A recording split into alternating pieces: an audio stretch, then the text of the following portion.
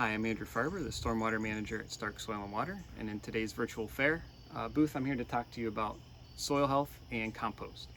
If you'll recall in one of my previous videos, I talked about how to actually make compost at home, but today we'll talk about why there's benefits to soil health as part of that. Most scientists agree that it takes about 100 years or more to make 1 inch of topsoil, so anything that we can do at home through composting or other means to really increase the viability of our soil is hugely beneficial. We have some benefits of composting. For one, it conserves water. You can tell through the glass here that these two outer, or the middle and the outer column here, have more moisture in them than the fresh compost here. So you can see how much moisture it's actually holding. Another benefit is that it is a natural fertilizer. It actually acts to reduce the dependency on chemical fertilizers and pesticides both, because it has the ability to also resist some diseases or suppress diseases. And then it even prevents flooding and erosion from occurring. Anything that we can put on top of our soil as an amendment really does help to increase that health.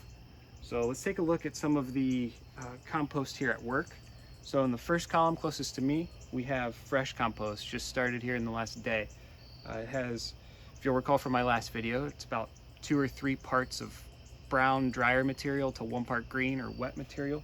So we have some tomatoes and green leaves and soil mixed in there. The soil helps to add some microbes, lets the organisms really get working on breaking this organic material down into a finer powder. And then the brown leaves obviously is a good source to dry things up, but also provide the balance that's necessary for the right ratios of compost. In the middle one here, we have compost that's been going for about 3 weeks or a month or so. Very wet still. As you can tell, it's not crumbly, it kind of mats together in a ball. Onions and eggshells and tree branches and leaves, all sorts of good stuff in there working to break down into a better soil mixture.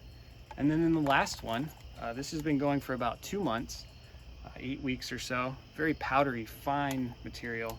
Doesn't really stick to my hands as much. It's dry. It's actually ready to spread to the garden here pretty soon, any day now. So this would act to increase our, the crop yield that we might have in our garden, or improve some areas of our flower beds to get better blooms throughout the year. But I'm glad that you're able to check in as we talk about soil health as a continuing theme throughout this virtual fair. Check in with our next video, and we hope that you enjoy this.